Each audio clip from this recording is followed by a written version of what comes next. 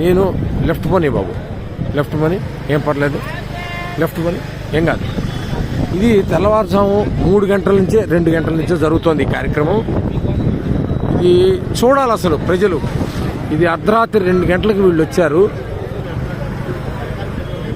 ఇది నిత్యావసర సరుకులు సింగనగర్కి ఏరియాకి వెళ్ళటానికి కొని పర్లేదు, చాలా దూరం ఉంది. ఎక్కడ ఇదిగో నిత్యావసర సరుకులు ఇలా లారీల్లో వచ్చాయి.